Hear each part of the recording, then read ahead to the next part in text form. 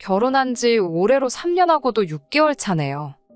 신혼 때는 거의 매주 찾아뵈면서 중간에 오해도 있긴 했지만 시어머니와 잘 지냈거든요. 그런데 이혼한 신호가 난데없이 시어머니와 제 사이를 이간질하기 시작하면서 모든 게 다 꼬여버리고 말았습니다. 친정은 지방에 있어서 자주 찾아뵙지 않아요. 하지만 신혼 때는 거의 매주 시댁에 가야 했습니다. 저희 일하느라 정신없을 텐데 먹을 거 해놓았다 하시면서 밑반찬 해놓은 거 가지러 오라고 매주 연락을 하셨지요. 그런데 그 주기가 일주일에 한 번꼴이다 보니 주말에 제대로 쉬지도 못하고 매번 시댁에 가야 했어요. 마음 써주시는 건 감사할 일이지만 솔직히 너무 부담스러웠습니다. 며느리 입장에서 아무리 시어머니가 편하게 대해주신다 하더라도 시댁이 제 집처럼 편할 수가 없는 법이잖아요. 거기에 매주마다 가야 하니 어디 놀러 나가지도 못하고 친정은 지방이다 보니 명절 때 아니면 찾아뵙지도 못하는데 그것도 불공평하다 싶어서 속도 상하고 그랬어요. 하루는 제가 너무 몸이 안 좋아서 남편 시켜서 이번 주엔 못 갈 것 같다 말씀드리라 했습니다. 아픈 몸이 끌고 회사 출근해 있는 저한테 아침 대바람부터 계속 전화를 해서 너네 먹으라고 해놓은 건데 왜 안 가져가느냐 엄청 뭐라고 하셨어요. 안 가겠다고 말한 아들 눈치가 보이는지 저보고 자꾸 남편 설득 좀 하라고 전화를 하시는 통에 엄청 고생을 했습니다. 그런데 저는 여태까지 오해를 하고 있었네요. 매주마다 가야 한다는 게 부담스럽고 불편하고 그랬는데 어머님이 다른 이유는 없으셨고 정말 저희 먹으라고 해놓으신 반찬 가져가라는 연락이었던 거예요. 몸이 하도 안 좋아서 남편만 보냈는데 어머님도 반찬만 가지러 오는 건데 뭐하러 매번 둘이 오느냐며 대수롭지 않게 여기셨다는 거지요. 저랑 남편은 그런 것도 모르고 어쩔 때는 사소하긴 하지만 말다툼까지 하고 그랬으니 아무튼 덕분에 그 뒤로부터는 별 어려움이 없었습니다. 굳이 주말이 아니어도 남편이 퇴근길에 시댁에 들러서 가져가고 해도 되었으니 말이에요. 그렇다고 해서 제가 시댁에 발 끊고 그랬던 건 아니에요. 한 달에 한두 번 정도는 저도 직접 방문해서 안부도 묻고 반찬 감사히 먹고 있다고 인사드리기도 했고요. 매달 용돈 보내드리는 거야 친정에도 보내고 있으니 그건 생색낼 게 아니라고 생각했고요. 어떤 때는 남편 대신에 제가 퇴근길에 시댁에 들러서 반찬을 받아오는 적도 있었습니다. 매주마다 방문해야 한다는 부담도 없어지고 시어머니도 딱히 별 생각이 없으시다는 걸 알게 되니 오히려 관계가 더 돈독해지더라고요. 남편하고 시댁 관련한 일로도 이야기 나올 것도 없어졌고 말입니다. 남편이 괜히 어머님 눈치 본다고 저까지 데리고 다니며 생긴 사소한 오해긴 했는데 지금이야 이렇게 편하게 말하지 실제로는 신혼 때 이걸 가지고 많이 싸웠었거든요. 그러니 그 이후부터는 다툼도 없어졌고 제가 시댁에도 잘하니 남편도 그거에 대해서 제게 고마워하고 여러모로 좋은 점이 더 많아졌어요. 그렇게 여지껏 길다면 긴 시간을 정말 고부간의 갈등은커녕 남편하고 말다툼하는 거 하나 없이 잘 지내고 있었거든요. 그런데 요 근래 난데없이 신호가 저희 인생에 깜빡이도 켜지 않고 확 끼어들면서 여러 가지 오해가 생기고 그것 때문에 이번에 한바탕 하게 되었습니다. 제가 신호와 그동안 아무 일도 없었던 이유는 단 하나였습니다. 올해로 40인 신호가 이혼을 하게 되면서 갈 곳이 없어서 시어머니 댁으로 들어와 같이 살게 되었거든요. 시어머니도 처음에는 저한테 넌지시 시집 보낸 딸이 다시 집으로 들어오는 게 부담스럽다고 쟤는 뭔 짓을 했길래 이혼이나 당하냐고 하면서 싫어하셨습니다. 아무튼 저도 그동안 지방에서 떨어져 살고 있던 신우와는 얽힐 일이 없어서 좋았는데 신우가 시댁으로 들어와 살게 됐다는 소식이 달갑지만은 않았습니다. 신우와는 첫 단추부터 잘못 끼워졌고 잘 지내기는 글렀다.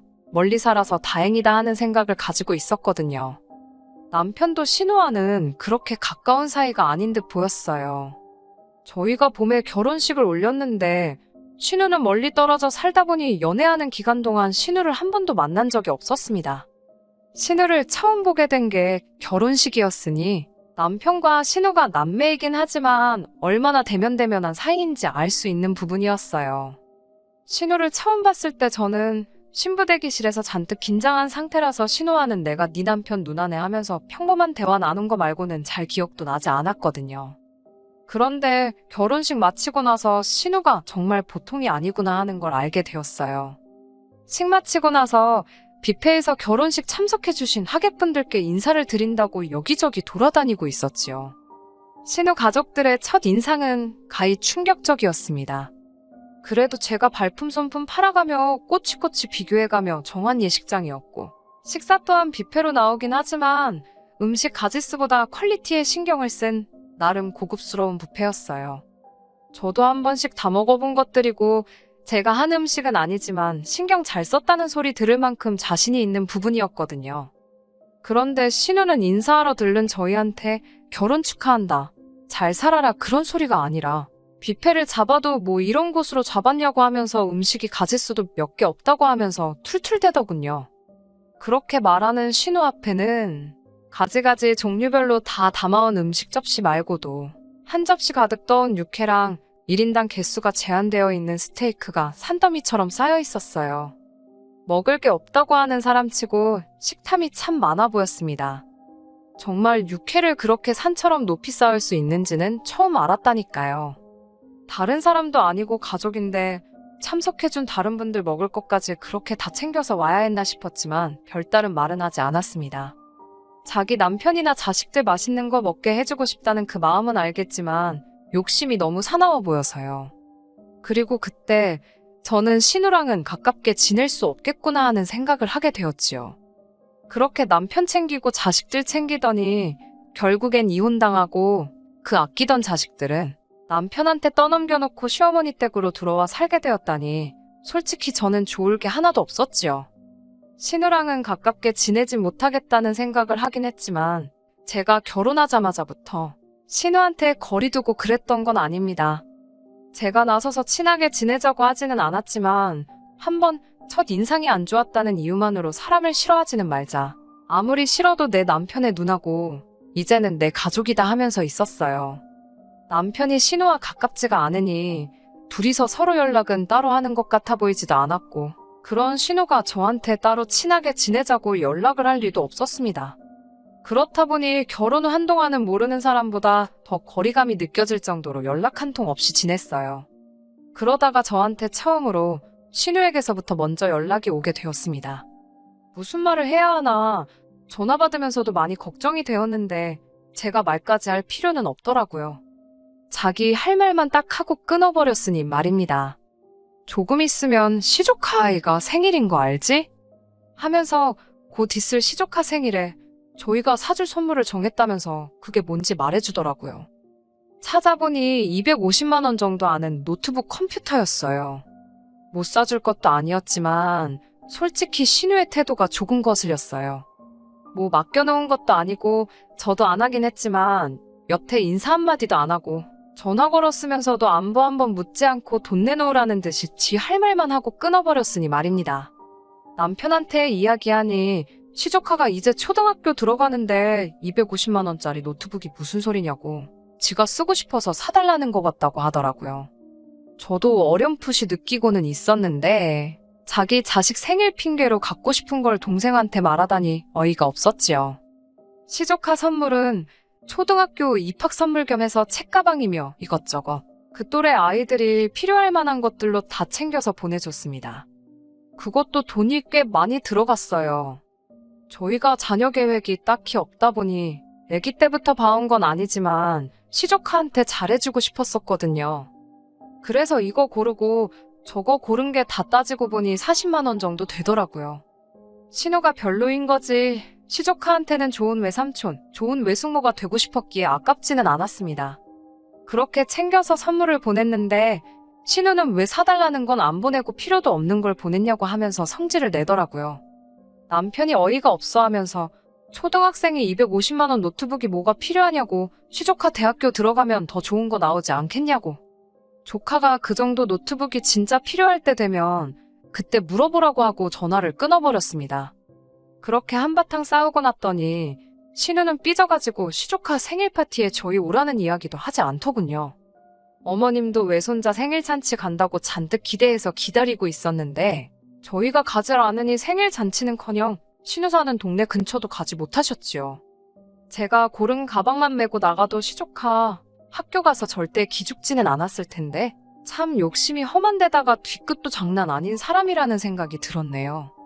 그래도 이 정도 가지고 신우랑 직접적으로 연을 끝내 만회하면서 다툰 건 아닙니다.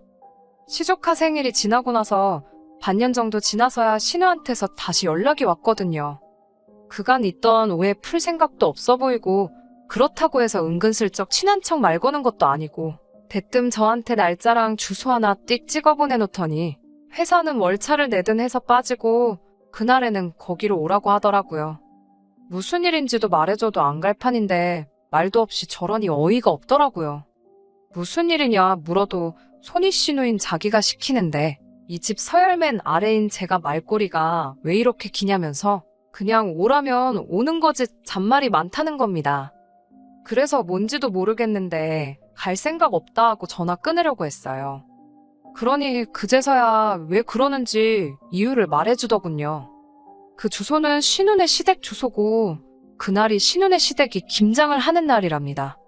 그러니 저보고 와서 김장하는 것 좀 돕고 가라는 소리지요. 이 사람이 지금 영문도 모르는데 갈 생각이 없다고 했던 말을 이유를 말해주면 가겠다로 알아들었나? 싶었네요. 말도 안 되는 소리 하지 말라고 뭐하러 내가 1년에 15번밖에 없는 월차까지 써가며 내 돈 주고 기름값에 톨비까지 내가며 그 동네까지 내려가는 것도 모자라서 거기서 남의 집 김장까지 해줘야 되냐고요. 제가 충분히 갈 생각 없다는 뜻을 전한 거라 생각했는데 신우는 눈치 없는 척을 하는 건지 아니면 진짜 멍청한 건지 오히려 저한테 목소리를 높이면서 말대답 좀 하지 말라고 하더군요. 제가 말이 너무 많아서 싫다고 자기한테 이쁨 받고 싶으면 일단 말대답하는 그 버릇부터 고치라면서요. 어이가 없어서 아무 말도 안 하고 있으니까 제가 무슨 신우 말을 들어먹기로 했다는 걸로 이해를 했는지 잘 들어봐 하면서 하나하나씩 이유를 따박따박 짚어가면서 설명해 주더군요. 우리 엄마 그러니까 시어머니가 따로 김장을 안 하지 않는 거 모르냐더군요. 무슨 소리를 하려는가 했더니 며느리가 시댁 김장해주는 건 당연한 일이 아니겠냐고 하면서 그런데 저는 시댁 김장을 갈 일이 없으니 시댁 식구 중 한 명인 자기의 김장을 당연히 도와야 된다고 하더라고요. 제가 여태껏 들어본 말 중에서 제일 어이없는 소리라서 저도 모르게 전화기에다 대고 피식하고 콧방귀를 뀌어버렸네요. 어이가 없으니까 화도 나지 않더라고요. 그래서 어디 얼마나 더 할 수 있는지 해보라는 식으로 나갔습니다. 신우랑 솔직히 첫 단추부터 엉망으로 끼워졌는데 싸우면 싸우는 거지 싶었어요. 언제라도 터질 일이었는데 그게 그날이었다 생각하기로 했습니다. 당연한 이야기지만 누가 봐도 억지 부리는 건 신우였으니 저는 신우네 시댁 근처에도 내려갈 일이 없었습니다.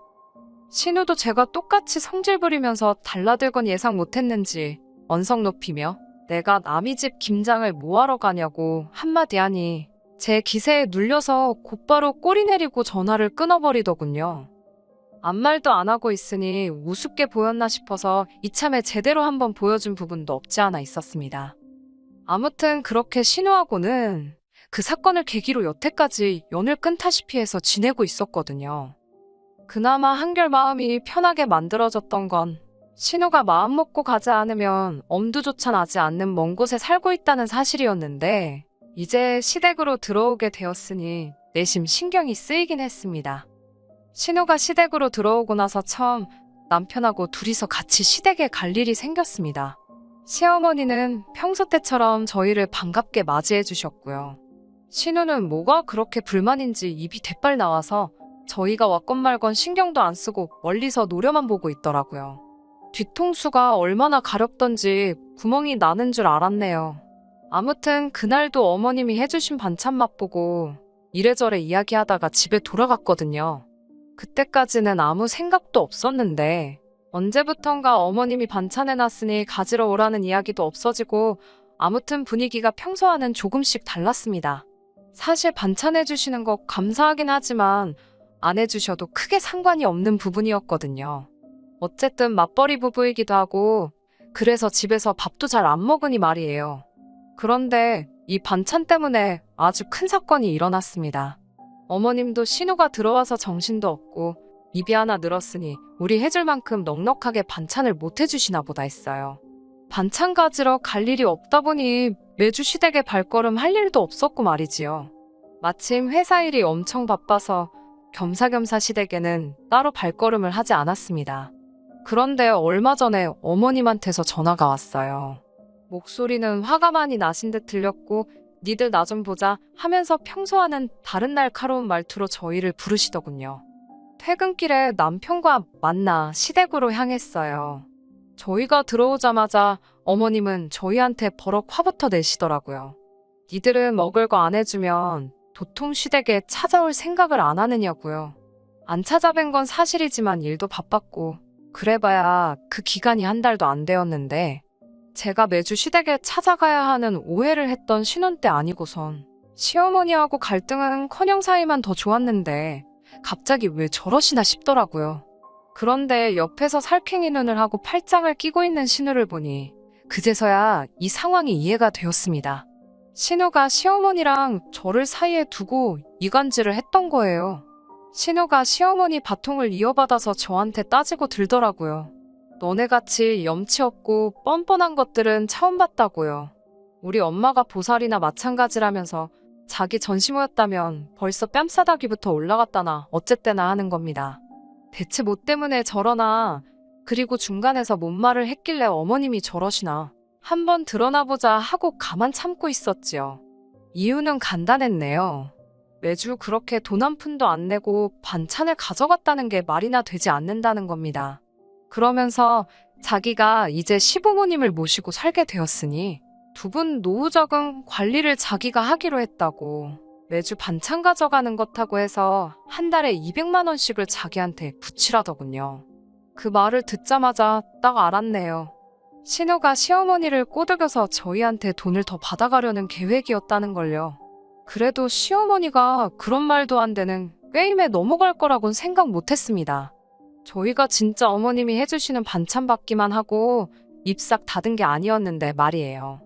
이미 저희는 시댁에 매달 90만 원씩을 용돈이라고 해서 보내드리고 있었어요.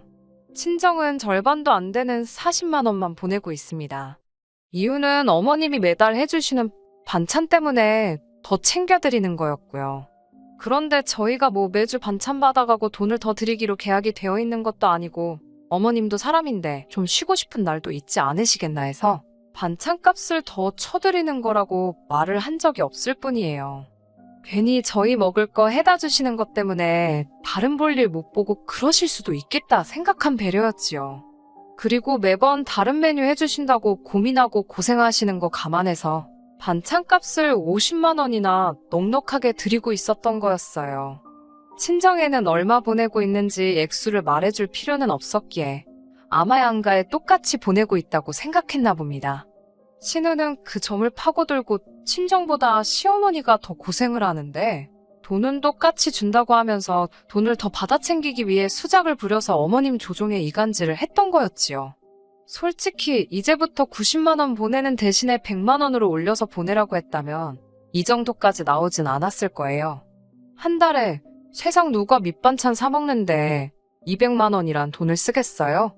그 돈이면 매일같이 외식을 해도 그것보다 싸게 나올 텐데 말이지요. 그래서 저도 세게 나갔습니다. 어머님한테 따로 말씀 안 드렸다고. 친정에 매달 40을 보내고 있고 어머님 반찬 해주시는 거 감안해서 90을 드리고 있었던 거라고요. 사실 저희도 어머님이 해주시는 반찬 맛있고 감사하게 잘 먹었지만 너무 고생하시는 것 같아 부담스러웠다고. 그러니 이제 그냥 안 해주셔도 된다고 했어요. 그리고 보내던 용돈은 이제 친정하고 똑같이 보내드려야겠다고 했지요. 이번 달은 해주신 게 없으니 이번 달 보내드리는 것부터 40을 보내겠다 했습니다. 사실 저희도 맞벌이하지만 이제 차도 새로 한 대 바꾸고 싶었는데 잘 된 것 같다고 했지요. 사실은 시어머니한테까지 이러고 싶은 생각은 없었지만 그걸 어줍잖게 해명하고 그러는 것보다 이렇게 돌직구를 날리는 게 더 효과가 좋겠다 생각했어요. 어머님이 신우 말 듣고 조금이나마 생활비 더 받아낼 수 있겠구나 싶으셨나 본데 오히려 돈이 줄어버리게 되었으니 잔뜩 당황해서는 신우를 쳐다보더군요. 신우가 나선다고 뭐 상황이 달라지겠나요? 자기 이혼당해서 밥값도 못하게 된 거 부모한테 빌붙어서 살겠다는데 제 몫은 해내지 못할 것 같으니 애꿎은 저희한테 한 달에 100만 원씩이라도 더 뜯어가려던 계획은 무참히 깨져버리고 말았습니다. 오히려 일을 망쳐버린 신우가 이래선 안 되겠다 싶었는지 마지막 최후의 발악을 하기 시작하더군요. 저한테 삿대질을 막 하기 시작하더니 따지고 보면 저 때문에 자기가 이혼을 당한 거나 마찬가지라고 하면서 위자료 차원으로 저희가 매달 신우한테 생활비를 보내야 한다 우기더군요. 자기도 저처럼 회사 생활하면서 자기 시댁에 생활비 보내주고 했으면 식모살이가 아니라 귀한 며느리 대접을 받았을 거라면서요. 그런데 그러질 못했으니 자기는 몸으로 때워야 했는데 그날도 저한테 김장 좀 도와달라 부탁을 했는데 제가 안 오지 않았냐며 그때부터 자기가 자기 시댁에서 미움을 받기 시작했다는 겁니다. 거기에 자기 아들한테 노트북 안 사준 이야기까지 하며 그 노트북만 사줬어도 아들이 자기를 더 따랐을 것이고 양육권 분쟁에서도 자기가 이겼을 거라는 말도 안 되는 소리를 늘어놓더라고요. 그러니 저 때문에 시댁에 미움 사고 이혼당하고 자식까지 빼앗기고 저 때문에 인생이 망했답니다. 참으로 어처구니 없는 소리가 아닐 수가 없었지요. 남편이 나서서 신우한테 억지 부리지 말라는 식으로 한마디 하려고 하길래 제가 막아서고 신우한테 직접 한마디 했어요. 내가 남의 집에 가서 김장을 해야 할 이유도 모르겠고 왜 그것 때문에 신우 인생이 망했다는 말을 할 수 있는지도 모르겠다고 했습니다. 다만 하나 알겠는 건 지금 하고 있는 행동들로 봐서 왜 이혼을 당했는지 왜 아이가 남편 쪽에 남게 되었는지는 알겠다고요. 신우한테 홀랑 넘어가 이 사단을 낸 시어머니도 그 상황에선 제가 틀린 말 한 게 없으니 신우 편은 못 들고 가만히 계시더군요. 지난번에 김장오라 했을 때 충분히 보여준 것 같은데 잘 모르는 것 같아서 또 보여주는 거라고. 나는 언니처럼 참을 거 다 참고 속에 담아두지 않고 할 말 다 하는 사람이라고요. 더 할 말 없으니 이 정도에서 그냥 끝내겠지만 제가 얼마나 더 할 수 있는지 궁금하면 어디 계속 해보라고 말했어요. 그리고 그냥 남편 데리고 집으로 돌아왔습니다. 어머님께는 죄송하지만 앞으로 해주시는 반찬은 사양하기로 했어요. 어머님 반찬 없다고 저희가 식사를 못하는 것도 아니고 퇴근길에 반찬만 가져가도 되지만 시간 뺏기는 건 틀린 말이 아니었으니까요. 솔직히 조금 부담스러웠던 것도 사실이고 말입니다. 어머님은 매달 받는 용돈이 줄은 것에 대해서는 서운해하시는 것 같지만 직접 말은 하지 않으시네요. 사실 이 일을 계획한 건 신우였지만 일을 더 크게 만든 건 어머님도 일조를 했으니 그 정도는 제가 너무했다 생각하지 않아요. 신우도 충분히 정신 차렸으면 멀쩡히 잘 지내는 동생네 부부한테 생활비 뜯어낼 게 아니라 그렇게 직장을 가지지 못했던 게 한이라 했으니 이제 정신 차리고 일을 시작하겠지요. 그럼 이혼당한 자식 거두어준 부모님께 생활비라도 보태드리는 효도라도 하지 않겠어요? 조금 우여곡절이 많았지만 이제 모든 게 제자리로 돌아왔다는 생각이 드네요. 저희도 이제 효도보다는 어차피 아이 없이 결혼 생활 하기로 했으니 좀 더 저희들 삶의 시간을 쏟아보려고 합니다. 끝까지 들어주셔서 감사합니다. 오늘의 사연은 여기까지입니다. 구독과 좋아요, 알람 설정 부탁드리고 더 좋은 사연으로 다시 찾아뵙겠습니다. 감사합니다.